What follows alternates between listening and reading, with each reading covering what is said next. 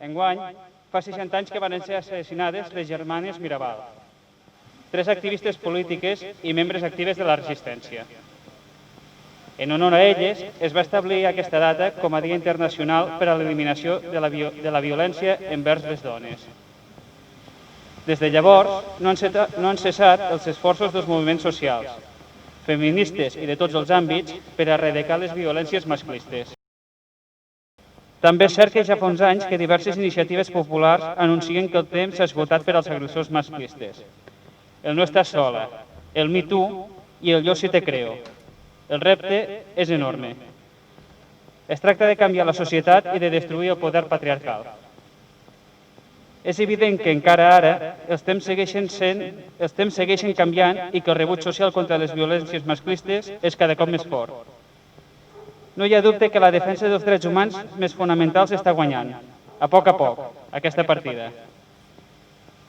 Per això, ens cal no perdre l'horitzó que encara està per arribar mentre tenint en compte el camí que ja hem caminat. Cal enfortir l'estratègia i el compromís comú per erradicar totes les formes de violència masclista. Les que es produeixen en l'àmbit de la parella i l'exparella, o en l'àmbit familiar, i que durant molts anys s'han considerat un problema privat, però també aquelles que es produeixen en l'àmbit laboral o social i comunitari, i que han estat tradicionalment menys visibilitzades, com ara l'assetjament sexual o per raó de sexe, els matrimonis forçats o el tràfic de nenes i dones amb finalitat d'explotació sexual o altres. Sovint se'ns pregunta què puc fer jo per canviar tot allò que no m'agrada? I afortunadament, les persones que s'ho pregunten han pres partit per erradicar les violències masclistes. Segurament, mai abans hi havia hagut una implicació tan extensa i conscient respecte a la violència masclista. I és que en els darrers mesos han estat absolutament durs per a les dones i criatures que viuen en situacions de violència, com segurament ho seran també els mesos que vindran mentre duri la pandèmia. Els agressors adapten la violència obrint esquerdes noves per a seguir avançant, adaptant-se a les circumstàncies. El confinament ens ha demostrat que qui volia exercir el control sobre les dones i nenes ho ha tingut més fàcil que mai.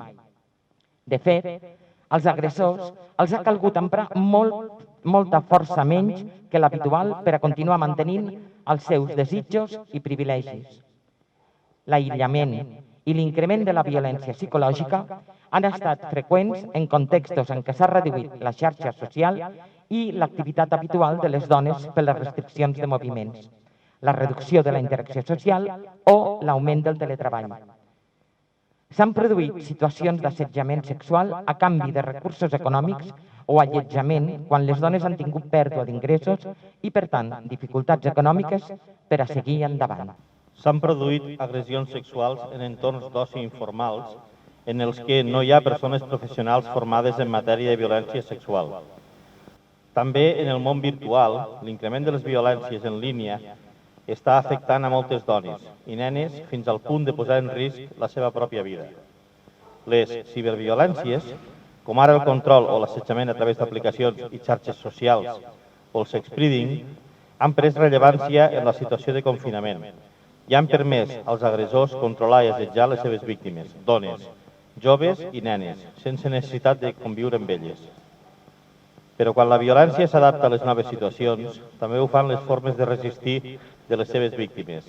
Molts cops tendim a pensar equivocadament que les víctimes són éssers passius i resignats en la seva situació i desconeixem que constantment estan elaborant i readaptant les seves maneres en les quals es mantenen en vida. La pandèmia ens ha canviat la vida i durant un temps també ens ha tret la vida pública i moltes d'aquelles coses que ens mantenien a les persones felices i segures. Hem comprovat que per a moltes ser a casa no és un sinònim de pau, sinó de por i violència. Potser aquest és l'any en el qual hem après més que mai que allò que ens havien ensenyat no era cert.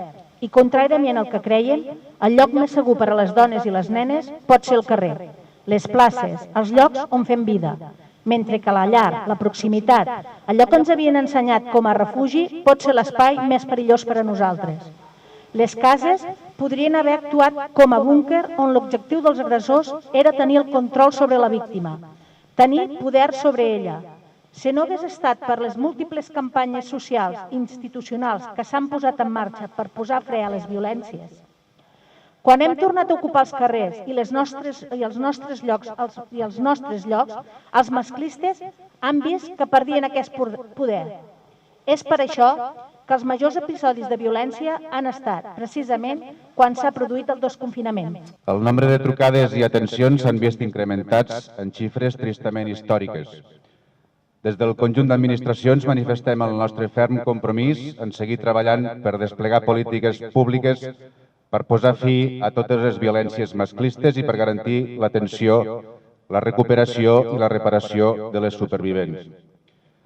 Per això no en sabem estar de fer un reconeixement a totes aquelles persones que han superat allò de són coses de parella i han despenjat el telèfon, i a totes les associacions, entitats i grups feministes del país que han posat sobre la taula l'emergència de trobar solucions en aquests moments tan difícils. Necessitem més que mai un compromís unitari de la societat i les administracions per garantir la vida digna de les dones i les nenes. Vivint amb normalitat, els companys i companyes de feina, les amistats, les persones amb qui compartim activitats diverses, esdevenen vigilants informals del benestar. Compartim preocupacions, sensacions, observem els canvis i per això cuidem. Quan tot això s'ha vist impedit, ha estat més important que mai que tothom fes un pas endavant per a denunciar les violències masclistes en tots els seus àmbits i formes. Ens dirigim a totes aquelles dones que han resistit a la violència i han buscat el moment idoni per explicar-ho a terceres persones. També a les que no podien i el seu veïnat ha alertat sobre la situació que patien, a les que han pogut escapar. Ens dirigim, sobretot, a les que, en una època tan incerta com la present, encara romanen a les cases on hi ha el seu victimari. Finalment, ens dirigim als homes, que esteu en contra d'aquestes violències i sabeu que un dels vostres amics, familiars, coneguts, els exerceixen. És hora que us en feu responsables i intervingueu. Per últim, als agressors, un recordatori. No hi haurà espai per a la impunitat. Les violències masclistes només es poden eliminar des de l'arrel. Sigues tu també còmplice en la construcció d'aquest món millor. Gràcies.